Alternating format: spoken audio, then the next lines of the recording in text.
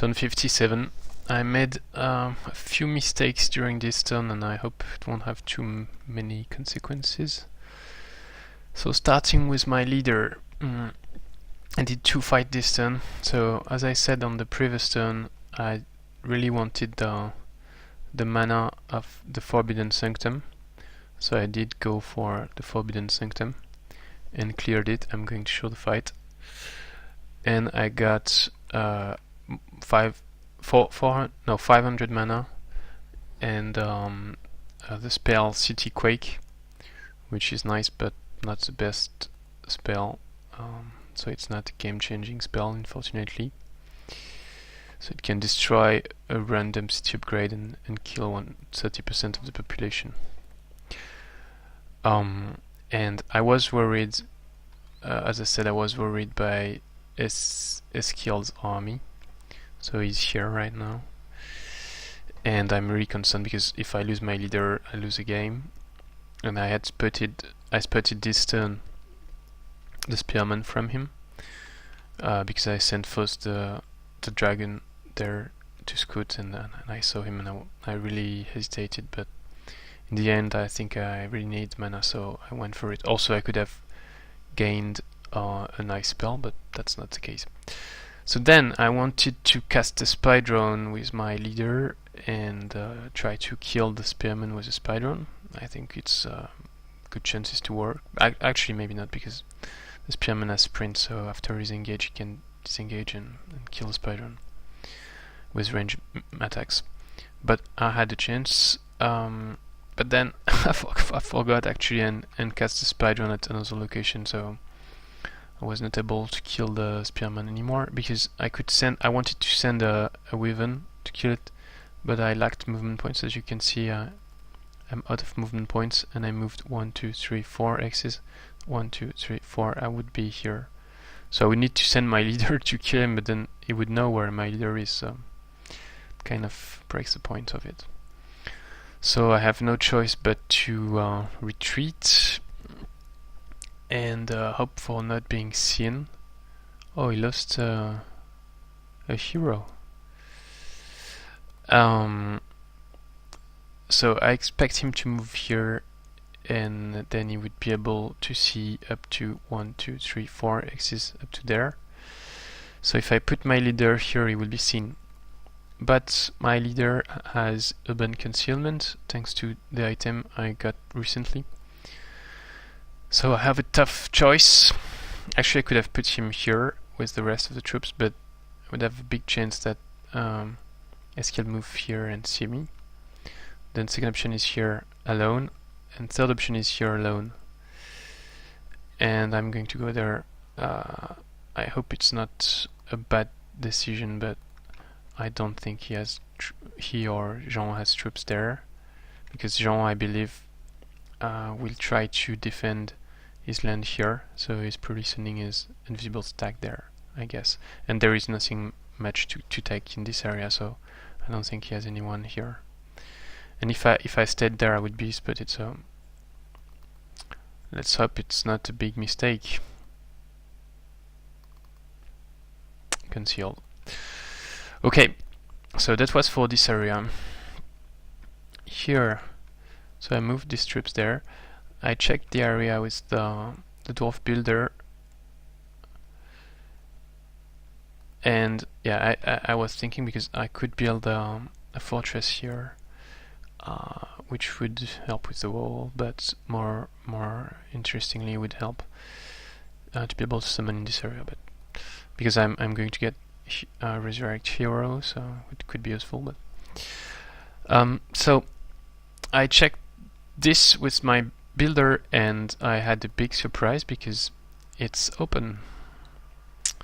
So I thought it was closed all the time, but it's actually open. So Marcus can actually move here and attack me, but I positioned myself here so that he can attack only with 1 stack.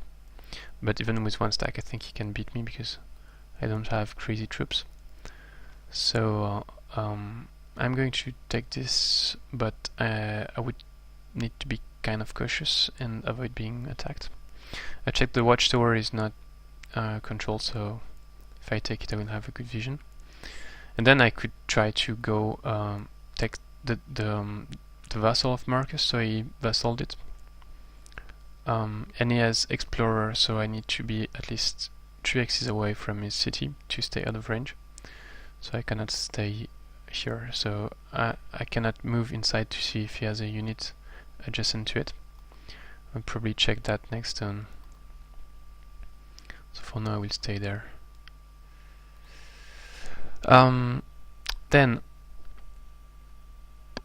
so I used Resurrect Hero here, but actually that's second time I think I use Resurrect Hero, something like this. So I didn't remember, but you start with 0 movement points, which is very, very, very bad, because I have a quest from the dwelling to get a giant, a giant. And again it's the Frost Giants, which seems like they only have Frost Giants as rewards. It's the 4th one, and this blade also is interesting. So I'm going to accept, because it's good to have a giant. It's worth more than 80 CP and 25 morale loss for 5 turns. So maybe they won't attack my hero, that would be nice. But it's very likely that they do, and I will lose it, and maybe some casting points also. Anyway, because I was planning to cast him, get him to move, maybe through the iceberries. Actually, I was hoping to get the Theocrat. What did I click on? Oh la la. But the Necro appeared first, so if he stays alive, then I can cast the Theocrat next turn. So the plan is to clear the Vault of Knowledge to accelerate my research. So I researched Advanced Ciphering, and now I'm going for Advanced Logistics. Why did I lose 1 point? I was at 80 last time I checked. I don't know. That's weird.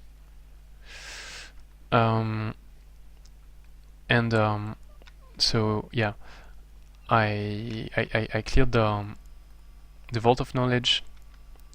Then I probably not clear the Great Farm because I don't want to stay in this area, it's too dangerous. And then probably move this way and then complete the quest and then continue probably east, or maybe, as I said before, go for the shrine, regrowth, and maybe go attack Jean. So then if we move this way, so Jean took the watchtower I had here, raised it, took the hazeberries, and probably moved in this direction.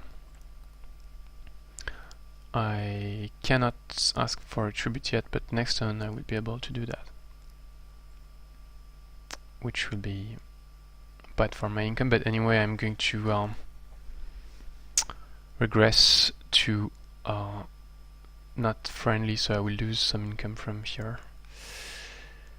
I scouted him with my Cadaver, and this is his army, so he has 1 Cadaver himself. Then I can disband. So he's staying here with his main army, which gave me time to regroup here. So actually it's not a very, very strong army here, because I've got a lot of living units, so his lifesteal Dredge Reaper can just destroy me, but now with the Shattering Hammer it should be better. Actually I could try to build a Shattering Hammer here, but... So I'm producing merchandise at these 2 cities and staying there with the Dwarfs, Forge Priest, and eventually I decided to go there with this settler, because it will be a lot of time for Jean to find me. I can move my throne there, and actually it can be pretty good to defend with 2 stacks here and only 1 stack that can attack. Of course I don't have the stacks, but depending how it evolves, if he moves away I can bring these 2 stacks to defend my future throne. So yeah. So I reached champion governance with Dwarf, which is useless because I don't have any firstborns, so this is useless, and I don't have a pool of the firstborn, and I don't plan to have one, so this is also useless. I can recruit one firstborn here, but obviously I don't have the gold, so I'm not sure what should I take. Actually, I can just defer the decision and not take anything. It will still be there next turn. But I think the economic upgrade is better because I might have a pool later on. So yeah, so skip that. Okay, so that's the end of the zone. And so I raised Berdolan. Here I entered his domain just to put some pressure on him. He will get the message saying enter the domain. And he cast Scorched Earth on it, thinking I would attack here, but actually I moved north. So I'm moving out of his sight. Don't know who took that. He had a Cadaver here, but coming too late. So I'm keeping the flyer here. I took the haste berries to prevent him from coming fast toward me. And the second mistake I made, so that's the place where I moved, cast the Spydron I needed underground with my leader to attack the city. And so now I'm here and planning to attack next turn, and I've got these two Spydrons as support. And so the third mistake I made was actually to attack here. So this is a fight. So attacking itself was maybe not the best idea. Actually, I could have won, but not very high chances. And fourth mistake was not to put the Spydrons together. So I didn't put them together to avoid an explosion killing both. So one dying and killing the other. But actually, it meant that they were quite far from each other. And so they were not really, the second one was not really useful. So I actually already know that it's not the first time I do a fight like this, but I thought I should avoid an explosion killing the other one, but you can see they are very from each other. So this one takes too much time to arrive. So yeah. And so there is something I want to have on video in this fight. That's the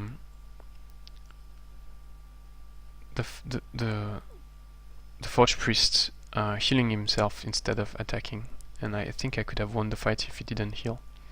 So I used Flashbang, and then the Brew Browser healed the Raider, so not very useful. Then as you can see, the Brew Browser just killed my Spydron, so useless. But if I had two Spydrons, it means the Raider might have attacked the Spydron instead of attacking the Forge Priest, and or the Spydron that I would have had here would have attacked the Raider, and I would not be with so low health. So here I just destroyed the Raider. My second Spydron arrives. The Brew Browser attacks it, and he has 12 defense. So here my Forge Priest could move here, attack him by flanking, and actually because it would be short range, so that would be more damage. But yeah, okay, so that's not that much, but I could do more damage and then attack flanking with the Spydron, and the Brew Browser would have to move away and take another flanking attack, and so I would have a chance to kill them. But here instead the Dwarf Forge Priest healed itself, and so the Brew Browser can move away, kill the Forge Priest, and then use True Resurrect, which is really bad. So that was the mistake I made. I thought if I lose the fight, it's not a big deal. I can kill one of his units, and I'm good.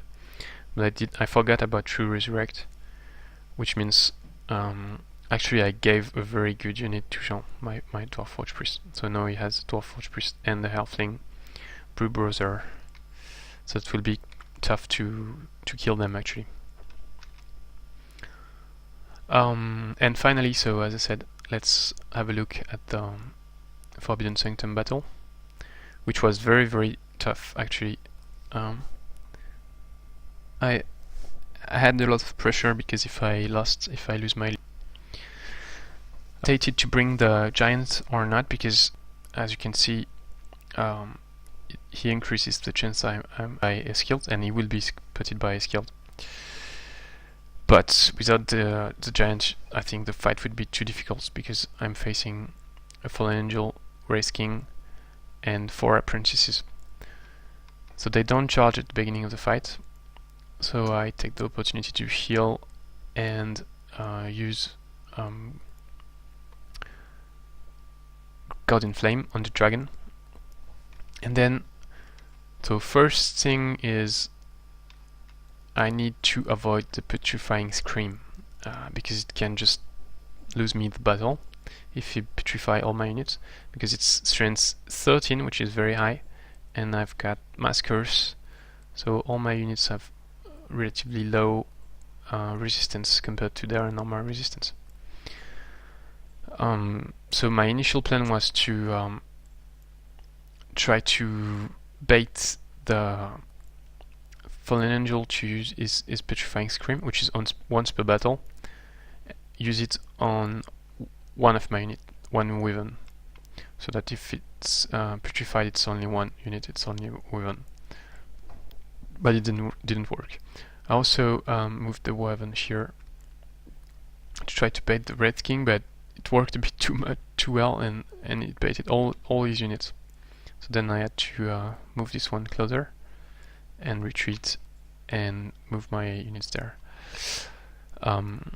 So I'm exactly on range, so that the Fallen Angel can fly here and then petrify the Obsidian Wyvern, but the Fallen Angel refused to use Petrifying Scream, and then I was in trouble. Also, the Wraith King and the Fallen Angel both have very fast movement, a lot of movement points, and they both have life steal. Actually, the Fallen Angel has life drain, so they are very dangerous, especially against my units, which are all living. And the Fallen Angel has 4 damage channels, and I'm resisting actually only blight on most of my units. So it's yeah, quite dangerous. I would really have loved to have strong will on my leader. I said that a while ago. I wanted to forge an item with strong will, but never had the opportunity, the time, the money to do it. So yeah, she didn't use Petrifying Scream there, and then I moved like this. I knew she could use Petrifying Scream on my 3 units, but I thought I should resist it. But actually, and I wanted to, because there was a trade-off. If I move farther away, she cannot get all my units at the same time. Could do only 2 or only 1. But then I can only strike her once. Whereas if I stay here, I can move 3 axes and strike her twice and take it down in 1 turn. So I was a bit too greedy here, and I paid, because my Wyvern is petrified, my giant is petrified, and the dragon is half movement points. So now I've got only 3 units versus 6, and I'm starting to take damage. So how to deal with that? So I had 2 backups plan. First one was my leader has Petrifying Hand from this item, Petrifying Touch, and the Fallen Angel has 40% Spirit Weakness, so it works pretty well against her. So I went for it, and it worked. 77%, or actually no, 82% I think, no, 77% chance, and it worked. And before that I inject mana fuel, so it means I'm going to take some damage from the shock channel, of the apprentices, whereas before I was 100% shock protection. But I am tireless, which will be useful. And then I used the Dragon's Breath to try to do some damage to them and position myself here because I knew the Wraith King would attack the first giant, so I wanted to be close to be able to rescue him. The thing I didn't take into account was Dispel Magic from the apprentices, so they just dispelled the petrification from the Fallen Angel, and I was like, oh shit. And then they dispelled the weakened. So then the second backup is the dragon, because my dragon has fearsome, and it also attacks on the where is it? It also attacks on the spirit channel, which means and it works on the angels, which means I can panic the fallen angel, and then I can panic the apprentices. So it means I take some damage on the dragon, 8 damage, and I heal the fallen angel, but I can panic her, and it worked on first try, so 56% chance it worked. Then I moved near the goblin apprentices, panicked it, then near the high elf apprentice, failed to panic it, but I didn't want to stay on him, and I went for the human.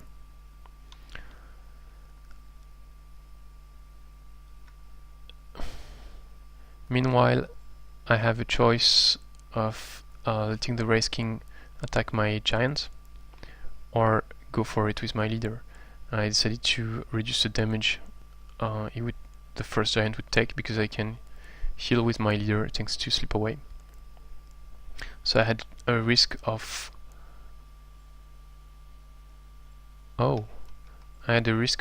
inflict rot, but actually it was 0% chance, which is weird. Why is that 0? I don't know. Oh, it's a blight damage. It's blight, and I'm 100% blight protection. So I was always concerned about the rot, but actually could not be affected. It's weird. Great. So then the fight is much easier now. My giant and Wyvern are back, and yeah. So I'm going to skip it. So that's how I made it eventually. So petrification doesn't work on this fight because you've got the apprentices, but you can still panic them if you have a dragon or something with fearsome. So thanks for watching, and see you next time.